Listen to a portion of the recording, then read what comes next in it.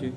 अच्छा, तो Palaeozoic era में the majority of the organisms which are representing the fossils they are trilobites and cephalopods. ये सामने आपके डायग्राम्स हैं, ठीक है जी।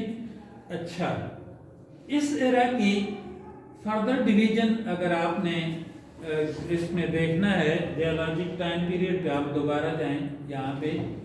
ये अब आपने पीरियड्स इसके याद करने हैं। Cambrian, Ordovician, Silurian, Devonian, Mississippian, Pennsylvanian and Permian.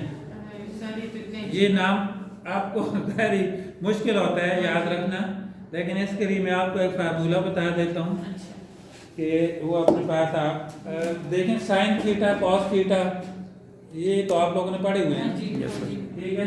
तो कॉस दम थीटा, ठीक है, कॉस दम टीपी। ये आपने इसको फार्मूला ऐसा करना है, ठीक है। ये कॉस थीटा आपको याद रहेगा, और दम आप करवाते हैं पीर से, ठीक है। और पी कोई और कह दो कि दम के लिए जाते हैं तो कोई दूसरा बात, मतलब ये है कि कोई दांतों वाला पीर या इस तरह कर लो, ठीक है, दांतों वाले पीर का कर दो फिर।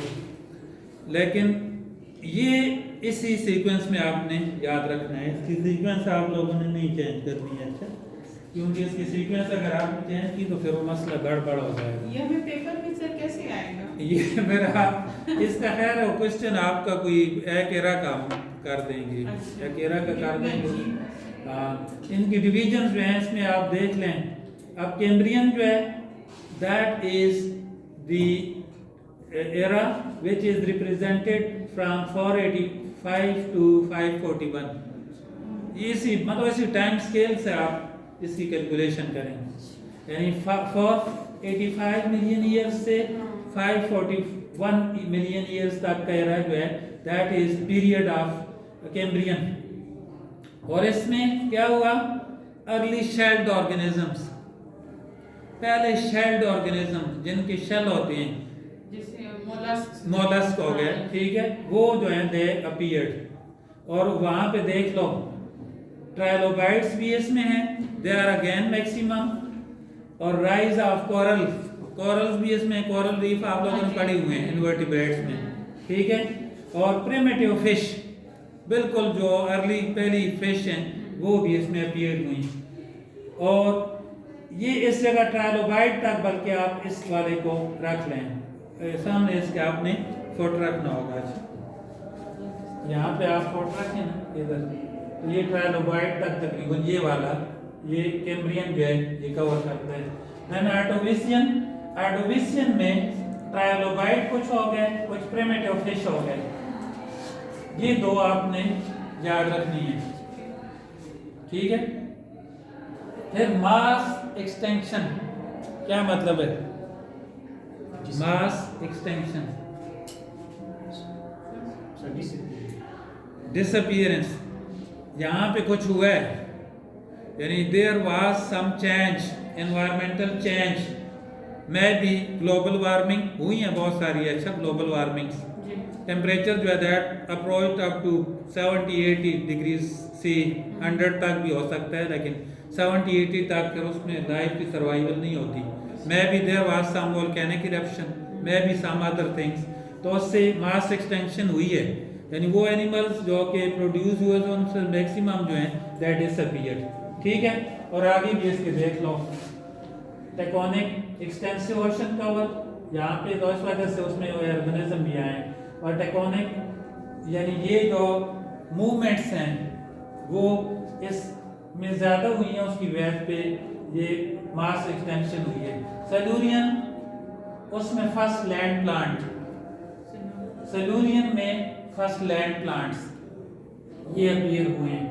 डिवोनियन फर्स्ट फॉरेस्ट, जारी बात है लैंड प्लांट के बाद उससे फॉरेस्ट बने। एंड देन फर्स्ट एम्फीबियन, पहला एम्फीबियन जो है दैट अपीयर्ड, और उसके बाद दोबारा मास एक्सटेंशन हुई, ठीक। अच्छा, फिर मिसिसिपियन, सॉरी, डिवोनियन, डिवोनियन तो हमने कर लिया है। मिसिसिपियन में अमूमन जो है वो थोड़े से रेप्टाइल्स हैं, लेकिन ज़्यादातर मिसिसिपियन का एरिया जो है उसमें मास एक्सटेंशन जो है दैट वाज डोमिनेंट। ठीक है। और उसके बाद पेनिसिल्वानियन, इसमें कोल फार्मिंग स्वैम्प्स, फॉरेस्ट और स्वाम्प समझते हो ना, जो दलदल वो, और शार्क्स इसमें बहुत ज्यादा थी। फिश में शार्क फिश है या मैमल है? शार्क फिश है। ठीक है, तो शार्क में दे वर अबंडेंट, और first reptiles they appeared in this particular Pennsylvanian. और पर्मियन में फिर यही ऑर्गेनिज्म जो है they were dominant. Permian era जो है पीरियड जो है वो इसी के साथ डोमिनेंट था। तो इसको फिर यहाँ पे इस वजह से देख लो, यहाँ पे इसको एज ऑफ मेरीन इनवर्टिब्रेट्स कहते हैं, फिर ये एज ऑफ फिशेस है, ये एज ऑफ एम्फीबियन है। तो एम्फीबियन जो है they were the dominant creature during these periods। तो ये आपने इसी सीक्वेंस में याद करने हैं। ठीक है। अब आपको कॉस दम पी ये याद रखना है। कॉस COS यानी C को कैम्ब्रियन, O से आर्डोविसियन, S से सल्यूरियन, फिर D से डिवोनियन, M से मिसिसिपियन, और फिर P से पेनिसिल्वानियन, और P दो आखिरी जो है उसमें पर्मियन। तो ये आखिरी P और दूसरे को जरा आपने पहला पेनिसिल्वानियन का नाम याद करें, उसके बाद फिर पर्मियन हो जाएगा। अच्छा, अब इसके बाद then we come to दूसरा भी करा दिया कि नेक्स्ट करा क्योंकि ये अभी अगर हमने नहीं सीखा उधर तो बिल्कुल भी नहीं सीख सकते। ये तो इतना मुश्किल है। ठीक है, चलो। अच्छा, ये हो गया, इसके समझ गए हैं ना? आगे ऑर्गेनिज्म मतलब इस स्टेज तक आपने इसको याद करना है, मतलब ये तीन चीजें आपने करनी है। इसके बाद मीसोजोइक एरा आता है। तो ये याद रखें कि मीसोजोइक एरा जो है, in this particular era the reptiles were the dominant.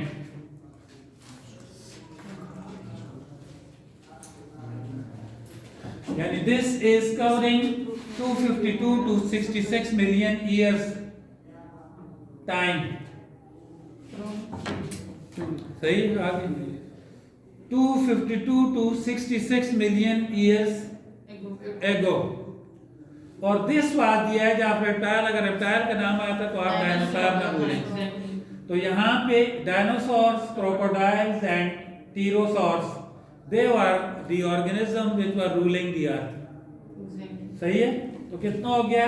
252 to 66 million, तकरीबन रफली कोई 180 के करीब 180 मिलियन ईयर्स का टाइम जो है that was actually occupied by these reptiles. ठीक है ना। क्लाइमेट चेंज, सी लेवल रोज वर्ल्ड वाइड, दुनिया में सारे ओशन जो हैं उनकी लेवल बढ़ गया, and the seas expanded across the centre of North America. ये ज़ाहिर उन्होंने नॉर्थ अमेरिका को ज़रा ज़्यादा किया हुआ है, लेकिन सारी दुनिया में सी की एक्सपेंशन हुई इस टाइम में। और large marine reptiles were also there. एक तो टेरेस्ट्रियल रेप्टाइल थे ना, डायनासोर वगैरह, उसके साथ मेरीन रेप्टाइल भी थे जिनमें plesiosaurs, they were actually the most important one. और कॉइल शेल एमनियोट्स, यानी वो वाले एमनियोट्स जिनमें एमनियन होती है, उनमें basically ammonites are not amniotes, these are ammonites, these are the shelled organisms.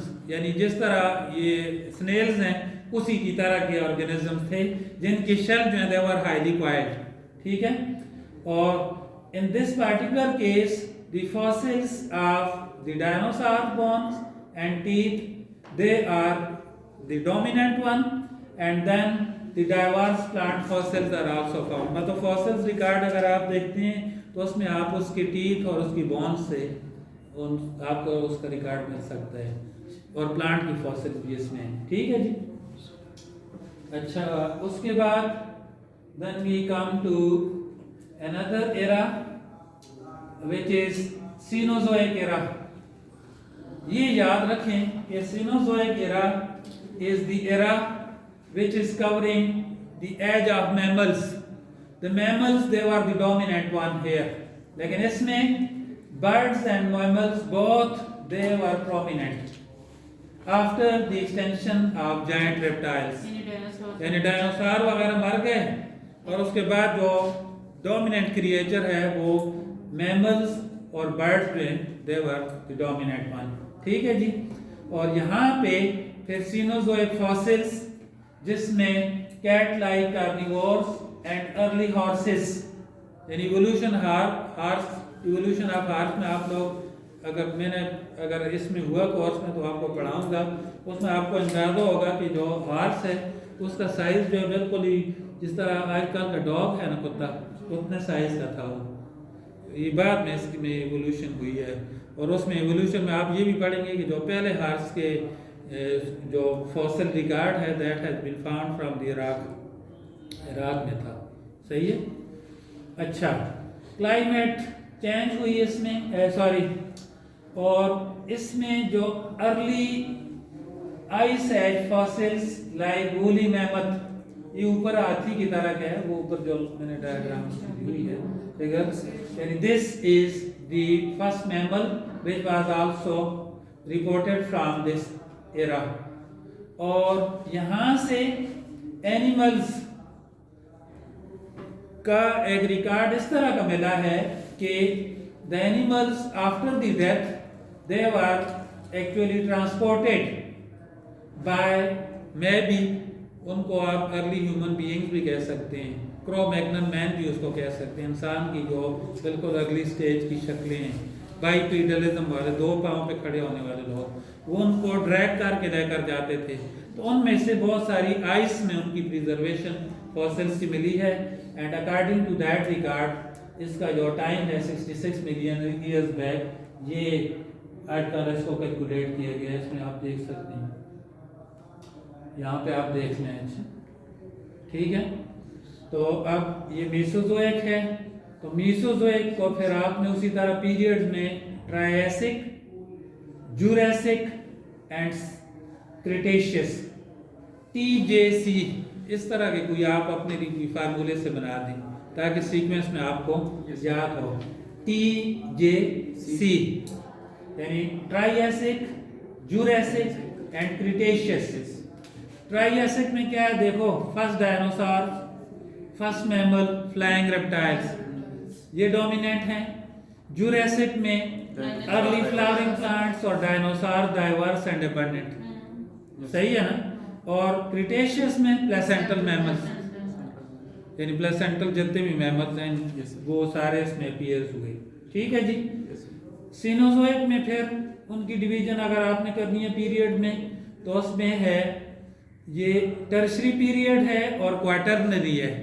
आगे खैर उसकी न्यूजीन और पेलियोजीन को आप न लें, खैर कोई मसला नहीं है, लेकिन आप टर्शरी और क्वाटरनरी को आपने याद करना है। टर्शरी को फर्दर क्यों नहीं, ये ना, ये उन्होंने न्यूजीन और ये देखो सायासीन, मायोसीन, ओलिगोसीन, एओसीन, ये एपोक है आगे, इसकी सब डिवीजन एपोक में भी है।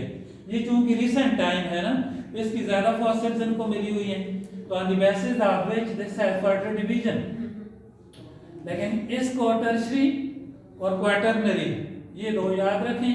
फिर आगे टर्शरी क्या आप कर सकते हैं, Paleocene, Eocene, Oligocene, Miocene and Pliocene. फिर क्वाटरनरी में प्लीस्टोसीन और होलोसीन, यानी दीज आर द एपोक। अब अगर बाकी आगे एपोक नहीं है दूसरों में, ये एपोक इस वजह से हैं because this is the recent time, यानी the maximum period is 50 million years, 60 million years back है। इसके लिए आपको रेडियो आइसोटोप के थ्रू बहुत आसानी से आप इसको कर सकते हैं। और इन दिस पार्टिकुलर केस यहाँ पे आप देख सकते हैं कि द होमो सेपियंस ये इसकी ओरिजिन BC में हुई है, यानी इंसान जो है उसमें सबसे लेटेस्ट ऑर्गेनिज्म है जिसकी जेनेसिस इस एरा में हुई है। तो इंसान जो है मतलब फ्यू मिलियन ईयर्स अगो, यानी लेस देन 1 मिलियन, 10 लाख साल से भी कम उसकी उम्र है उस लिहाज से। अच्छा, ठीक है। यस। तो ये जियोलॉजिकल टाइम स्केल है, ज़रा मुश्किल होगा आप लोगों के लिए, लेकिन ये है कि इसको यही है आप अपने पास इसको अपने पास लिख लें, याद कर लें। तो इसमें सारे पॉइंट्स भी लिखे हुए हैं, तो इससे आपको अंदाजा हो जाएगा। ठीक है, सही है। अच्छा,